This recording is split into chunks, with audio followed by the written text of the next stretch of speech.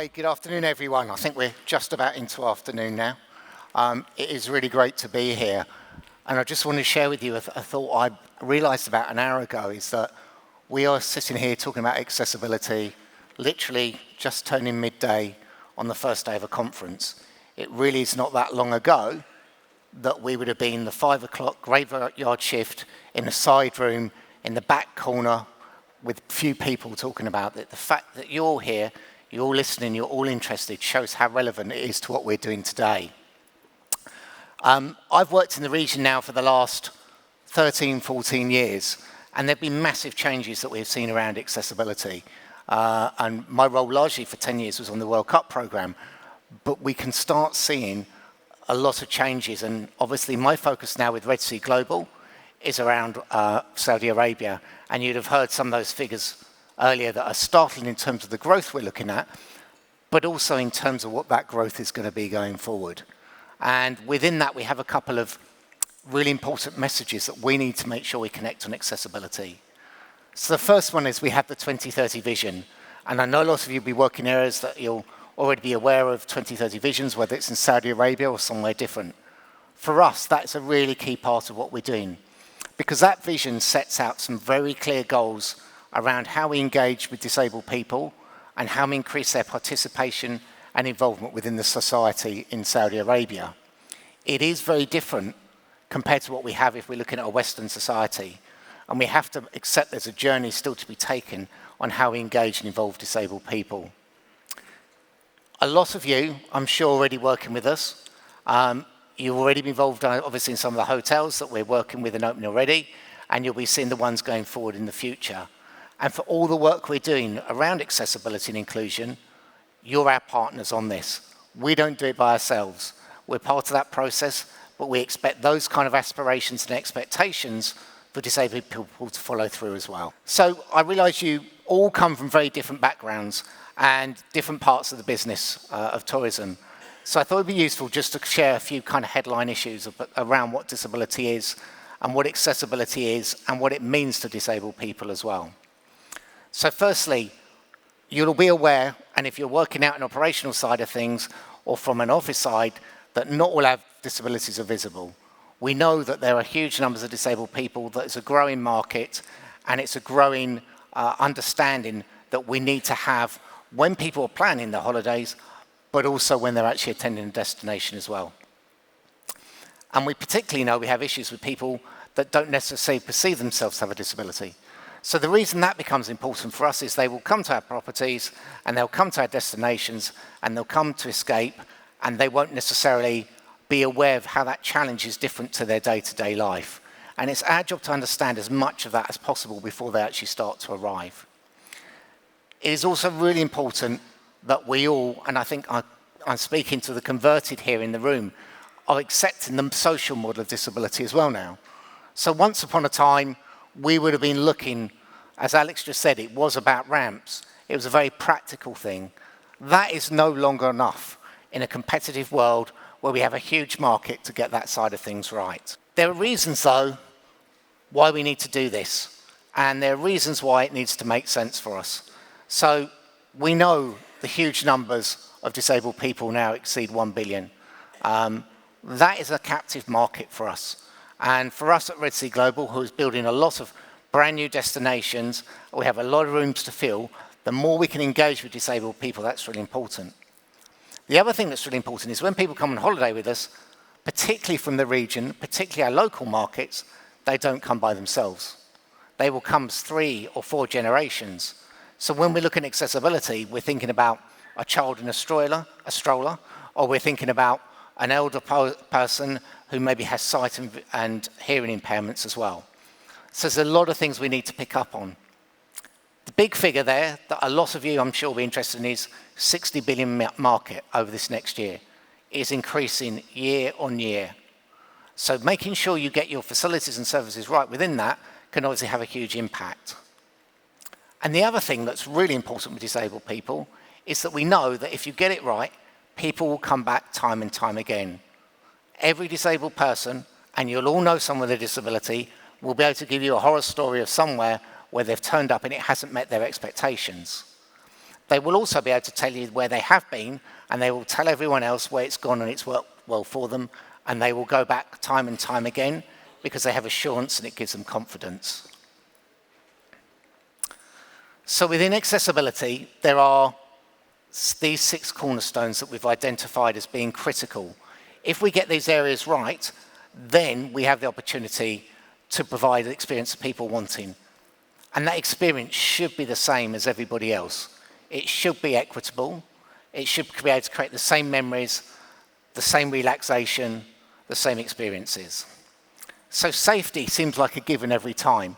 But it's really difficult when we're doing things for disabled people because, and I forgive my talking about toilets, but someone who works in accessibility, we're obsessed with toilets. We are always looking at toilets. We spend hours trying different sensors. We'll spend looking at different handrails and things like that. And the reason we do, because clearly it's such a core function. But if you spoke to 100 different wheelchair users and asked them to design an accessible toilet facility, you would get 100 different answers. So trying to make sure that we provide dignified solutions across all those areas is really important. And what starts to get really important is that we can give confidence to people from those processes. It no longer feels okay to say to people, we're an accessible hotel. That actually means nothing to a lot of disabled people because those personal considerations do not offer that tailored individual service. And that's something we're working on with Red Sea Global. We want to try and recognise that individual. So when you go and look at our information, it won't just tell you you have an accessible hotel room. And I think it's probably fair to say I've stayed over the years somewhere around 2,000 nights at hotels over the last 15 years or so. I say with most of your chains, and everyone will tell me it's an accessible room, but I can also guarantee that pretty much it's different every time as well. That doesn't mean they're bad, but you don't have a consistency. And we need to try and get consistency. And it's the same if you use an airline. When you get on a flight, can you guarantee that consistency and that level of support? And what's really important is that we start to understand that end-to-end journey and how that impacts upon a person with a disability. So there's connectivity importance become right. And the other thing that we need to start doing is switching towards independence. So when we work in the local market here, our engagement is very different to how we work with disabled people when we speak to a Western market. And it's been really interesting to hear some of the things earlier, those messages from TikTok around what you can see on those videos. We have a lot of disabled people from the Western world now telling their stories. We don't have that from the region. If we even look in this room today, we don't have that representation to the same level that we need to capture. So getting close to disabled people in the region is really challenging. So we need to look at doing that slightly different ways. So the accessible journey is the key thing. I said about how this importance of connectivity. There are 2 phases to that in terms of what we do in Red Sea Global, and you as a business need to look at as well. So when we're starting that journey, it begins before you've booked. You need to make sure that what you're providing works for someone with a disability, and whatever that disability might be. So that content you need to see needs to be relevant, it needs to be applicable to what they're looking for, and from the real basics, they need to be able to read it. And the images you put up there will have a huge factor in deciding what a disabled person looks for. If something says you're accessible, but you have a very generic image of perhaps one of your standard rooms or the standard environment, and it doesn't align, it's really hard for that disabled person to have that conversation around believing that at that stage it's going to work for you. So we need to find ways of going beyond that, creating more of that bespoke service going forward. We need to make people aware of our transport support services. And then the accommodation bit is really interesting. And from our side of things, what we've tried to now do is saying, this isn't about providing wheelchair accessible rooms. We have 6, 7, 8 different categories of disability. And the reason we do that is because those needs are very different. And if I can give a personal perspective, when I go on holiday, I don't want to be staying in a room necessarily with a hoist. I don't want to feel like I'm in a rehab centre. I don't want it to feel medical. I want it to feel like everybody else can. But I do want those handrails in there to have the same kind of finish and the same kind of quality that other people will be getting in their bathrooms. I do want to make sure that when I can go to a restaurant, I can use the whole of a restaurant. It's not just part of it, but it's all accessible to me.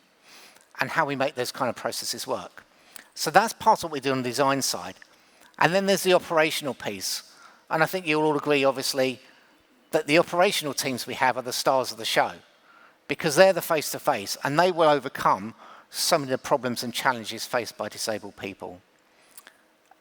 People will often go back to the same place again and again because of how they're treated. Recognizing how you treat someone as an individual is critical, and picking up that from someone with a disability and understand their needs is so important as well. Apologies, I think the text is a bit small, but what I want to just pick up is that when we were looking at how we moved accessibility forward, and I've only been with Red Sea Global 6 months, but they started this process 18 months ago, saying, okay, we know we want to be good.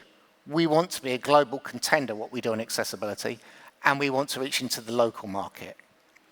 How do we do that? How do we learn from what else is out there? So we know we have some really good international standards. We know we have some really good international measures, and we need to start embedding that into the process.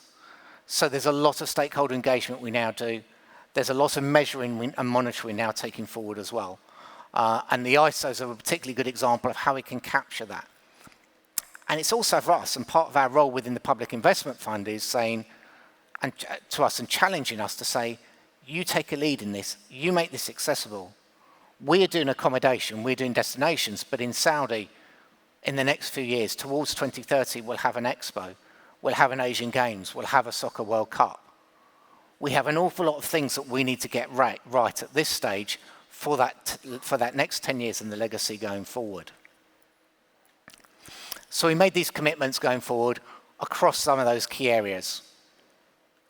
We're looking at employment of disabled people, because we know that if you work with disabled people, that helps your understanding. Not only does it help your understanding, it helps you feel more comfortable and confident with them as well. We're looking at the complete routes. So we're working with different suppliers now to understand if you arrive at your airport departure airport, how can we support you through that journey to our airport and ensure your arrival experience is the same as the departure experience you're getting? And are the transfer options we provide for you going to be okay as well? And again, even things like, it seem like small factors, but the food and beverage elements, how do we support you there? How does it feel that you can have the same feeling experiences as well? So we took all of this on board, and our CEO, John Pagano's very much the figurehead of this, and it was important for Red Sea Global to embed that at the real start of what we're doing. It has to come from the top. If not, we hit challenges all the way through. We're building masses of new destinations. We can't get those changes and those enhancements unless we have that backing from the top. So we have these key areas we've worked on going forward, and I'm not going to go through them in a great deal of detail, all of them, but I want to pick up a couple of elements. The operationals piece. The reason we need to get these things right before somebody turns up is to support our operations team. If we don't, we take huge risks. We have risks to a disabled person. We have risks to our staff, who will go above and beyond to often assist someone with a disability. And perhaps a really great example is you might have a swimming pool and you provide a hoist. There are some disabled people who are wheelchair users that can use a hoist. There are some that can't. But we know our staff will try and go above and beyond to help. But that creates risks for them. It creates risks for the disabled person. Ultimately, not getting these things right at the start creates risks for us as a business as well. We have to be delivering what we say we're going to deliver. And when we're not able to do that at this stage in every location, because as we're learning as we go along, we're new to this, and we're starting at the very beginning, and our learning curve is very steep. And I think as you see us going forward, you'll see things get embedded from the start much more efficiently and effectively. But we have to be open. If you want to come and stay at one of our resorts and you have a very complex physical disability and you cannot use our spa facilities, we need to be upfront to tell you that. We cannot expect people to spend for a luxury holiday and they can't use those facilities without their family, without their friends. So honesty is really important, and I think it's really interesting, someone said earlier today, the value of being bold. It's not easy to always say, we haven't got everything for you. But we also need to know is, this destination may not work for you, but we have one that does. So getting that communication is really critical going forward. I mentioned about the 2030 vision. Policy is really important. We will be issuing a policy on accessibility soon. we're also putting accessible design strategies. Again, we do a lot of building. We have to expect our architects and design teams to have those same commitments as we have. Those are what we do on a corporate level, and that's what I think the challenge is today, is that how do we change what accessibility looks and feels like? It has to be more. It has to be more personalised. It has to recognise you more as an individual. And I think it's really easy to say we're accessible, or sometimes we say we're fully accessible. We actually need to try and change that messaging and say you're an individual that we recognise as a guest just as much as everybody else. One of the ways we've tried to sell our message in is through a project, Aurelia. It's a really personal project within Red Sea Global. It's the daughter of a colleague of mine who has very severe and complex disabilities. And the reason we took that message forward was that if we can make it work for Aurelia, we can make it work for anybody. And that's what we've tried to do. So different cornerstones that came into that. And we're already offering a wide range of sports activities going forward. You'll see more going forward over the next 10 years as we develop across our various different projects. But what we wanted to say is if someone can go scuba diving, why can they not do that with a disability? But how do we support them to do that? Yes, there's training elements, but we again need to get that experience bit right beforehand. What we don't want to do is people find they're struggling with their accommodation or they're struggling with their transfers, and all their effort and all their energy goes into managing that side of things, and instead they don't get the opportunity and the energy to experience the activity. So those are really key bits for us. So we created the 3 brands, which you may have seen already, which are around different sporting activities, one based around the land environment, one based on water, one based in the water. And within that, we have developed accessibility packages for all of those. They are going to continue to evolve and develop going forward, and we're working really closely with disability organisations in Saudi to make sure we can get that to happen. It's really important, though, that, again, we manage and understand that market. We have the right equipment. We have the right training for those people going forward. Engagement with disabled people is something that, as a region, we need to improve, we feel, from our side of things, again, to understand those individual needs. So just to indicate what we're doing at the moment, we have, in the next couple of months, we're doing a specific package for people with visual disabilities. Within that, they'll get to go and do a guided hike. They will do archery. They will do dark skies experiences, all areas we've understood how you deliver an experience for someone with a visual impairment. They will also do other activities around cooking, around making things, a 3-4 day experience where they come to us and they'll use the wellness facilities and how we look to play upon their specific sensory abilities to make those experiences work. So my final bit for going forward here is kind of 6 messages to you. Where do we need to be as an industry? Where do we need to be as a region going forward? Because it's competitive out there. And we're not just competing with people in the region. We're not just competing with our own brand.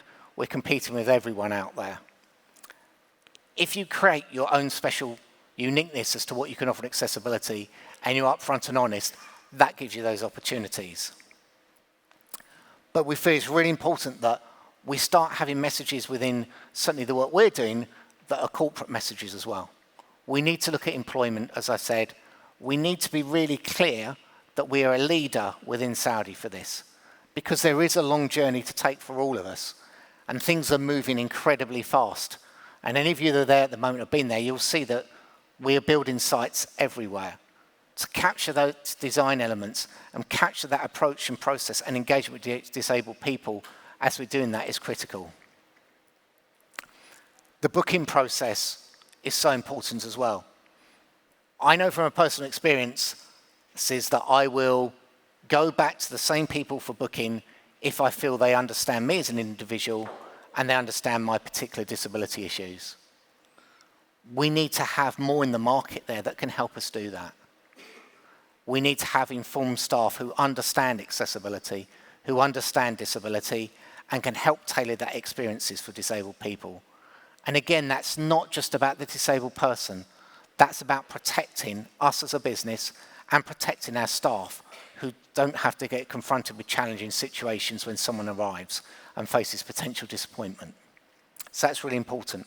So it's being open about what we have and what you can't do.